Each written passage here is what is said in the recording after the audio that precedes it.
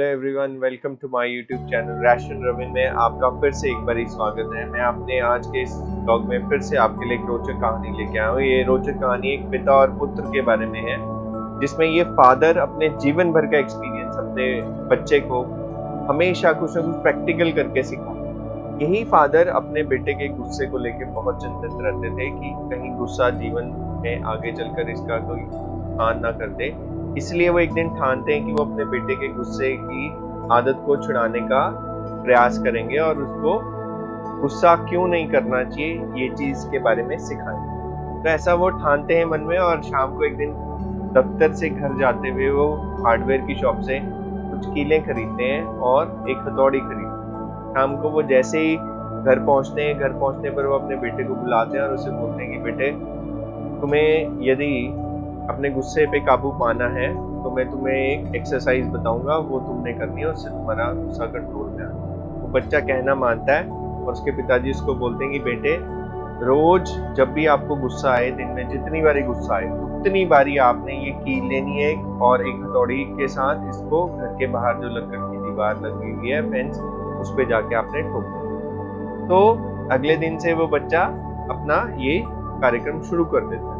तो लगभग पहले दिन में वो कुछ 45 कीलें जो है वो अपनी लकड़ की दीवार में लगाता है। ऐसे करते करते करते करते 2 हफ्तों का समय निकल जाता है और जैसे जैसे समय आगे बढ़ता है तो बच्चा 2 चीजें सीखता है। पहले तो कि जैसे जैसे समय बढ़ता है वैसे वैसे उसकी जो है जो कीलों की संख्या होती है वो कम होती जाती है।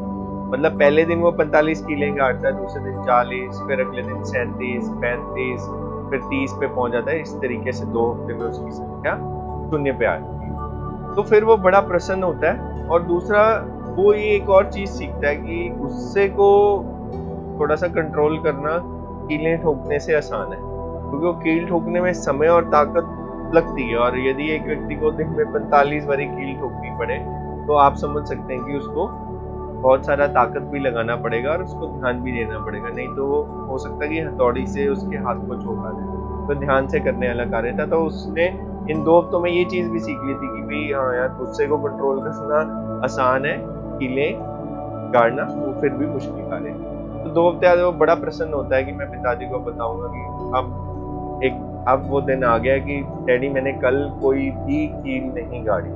तो बड़ी प्रसन्नता से अपने पिताजी से ये बात शेयर करता है कि पिताजी, मैंने आज के दिन में कोई भी कील नहीं गाड़ी, मतलब कि मुझे पूरे दिन में एक बारी भी गुस्सा नहीं आया। तो उसके पिताजी मन ही मन बड़े मुस्कुराते हैं, परंतु जो सीख उन्होंने अपने बेटे को देनी होती है वो अभी बाकी होती है। तो इसलिए वो उसका हाथ पकड़ते हैं और हाथ पकड़कर उसको बोलते हैं कि बेटे, ये जो बाहर ले जाते हैं अपने फेंस के पास, उसको बोलते हैं बेटे, ये जितनी भी कीलें तुमने गाड़ी है अब ये सारी कीलें निकालनी है और ये कीलें निकाल के इकट्ठे करके तुमने देनी है, परंतु तुमने हर रोज 2-2, 3-3 ऐसे करके कीलें निकालनी है, एक ही दिन में सारी नहीं निकालनी। तो वो फिर उससे वो कीलें निकलवाते हैं और ऐसे ही उसको लगभग 4-5 दिन लग जाते हैं और वो सारी कीलें निकाल के इकट्ठे करके पिताजी को।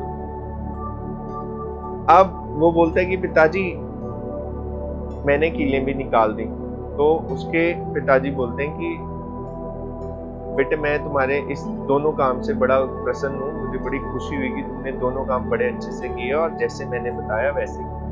फिर वो उसका हाथ पकड़कर उसको वापस उस दीवार के पास ले जाते हैं। अब वो उसको समझाना शुरू करते हैं। वो कहते हैं, बेटे, क्या आपने इस पे कील ठोकी, फिर आपने इस पे से कील निकाली। अब पहले इस लकड़ की दीवार पर कोई छेद नहीं था, अब इस पे छेद हो चुका है। आपने वो कील वापस निकाल ली, कील निकालने के बावजूद उस लकड़ की दीवार पर छेद मौजूद है। तो वो कहते कि बेटे, गुस्सा भी एक ऐसी ही चीज है, गुस्सा आपसे यही कार्य करवाता है। गुस्सा भी आपसे ऐसे ही, जैसे ये कील कार्य कर रही है, कील को आपने ठोका और वो जाके उस लकड़ की दीवार में ठुक गई, कील को गाड़ दिया आपने और वो कील उसमें गड़ गई। इसी प्रकार से गुस्सा, ये जो गुस्सा होता है, गुस्सा आपसे भी ऐसे ही गलत कार्य करवाता है और आप गुस्से में, आवेश में आके गलत बोल जाते हैं, गलत कर जाते हैं। और सबसे बड़ा नुकसान ये है कि ज्यादातर लोग वाणी से ही अपना गुस्सा निकालते हैं। वो जब भी गुस्से में आते हैं तो वो कुछ भी, जब भी उनको गुस्से में होते हैं तो वो कुछ भी बोल देते हैं। वो इसका चिंतन ही नहीं करते कि वो सामने वाले को नुकसान पहुंचा रहा है। तो उसके पिताजी ये समझाते हैं कि बेटे, आप किसी को नुकसान पहुंचाओ, किसी को एक बारी चाकू से कट लग जाए या आप उसको चाकू मार के वापस निकाल लो तो चाकू तो निकल जाएगा, आप उसको सॉरी भी बोल दोगे, मान लीजिए कि उसने आपको माफ भी कर दिया, परंतु वो जो घाव का निशान है वो जीवन भर रहेगा। जो चाकू से जो घाव बनेगा वो जीवन भर रहेगा। जैसे बेटे इस लकड़ी पे जो कील ठोकने का निशान है वो हमेशा रहेगा। ठीक है, ये सारा समझाने के बाद पिताजी अब उसको सारा कुछ समझाते हैं। वो कहते हैं कि बेटे, गुस्से में हमें कभी भी आपा होकर किसी को कुछ भी नहीं कह देना चाहिए जिसके लिए हमें बाद में पछताना पड़े, जिसका हमें बाद में रिग्रेट हो। आपने अक्सर जीवन में अनुभव किया होगा कि हम आवेश में आकर कुछ भी बोल देते हैं किसी को, और जब हमारा मन शांत होता है, हो सकता है कि आपका मन 1 घंटे में शांत हो जाए, 1 दिन में शांत हो जाए, 2 दिन में शांत हो जाए। जब आपका मन शांत हो जाता है, जब भी आप आत्मचिंतन में चले जाते हैं, तो ये हर व्यक्ति को महसूस और एहसास होता है कि उससे गलती हुई है। परंतु अब क्योंकि वो गुस्से में कुछ भी बोल चुका होता है, कई बार वो ऐसी बातें बोल देता है जिसको वो वापस नहीं ले सकता। तो इसलिए गुस्से से हमारा बहुत बहुत बड़ा नुकसान होता है। तो इसलिए हमें कभी भी आवेश में आकर, हमें क्रोध में आकर किसी को भी कुछ भी नहीं कहना चाहिए। जब भी आपको क्रोध आए, आपने चिंतन करना, मनन करना, सोच विचार कर बोलना।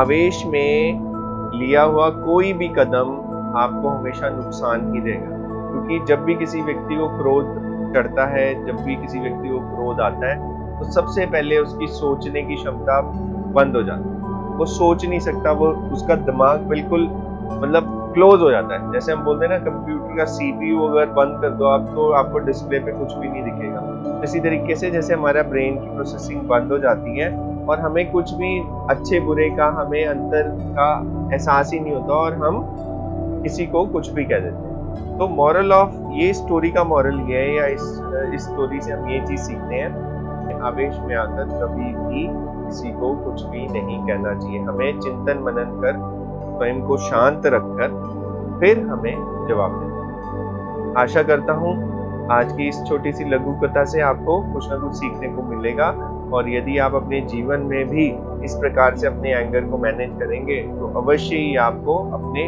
हर कार्य में आपको सफलता मिलेगी, आपको अपने जीवन में सफलता मिलेगी। आप अपने, चाहे वो कार्य क्षेत्र हो, चाहे वो आपका ऑफिस हो, स्कूल हो, पर्सनल लाइफ हो, आपको हर जगह सक्सेस हो। तो आशा करता हूँ कि आपको आज की ये स्टोरी पसंद आई होगी। प्लीज लाइक, शेयर और सब्सक्राइब करें मेरे इस YouTube चैनल को, और बेल आइकन को जरूर दबाएं ताकि आने वाली फ्यूचर वीडियोस का आपको अपडेट समय समय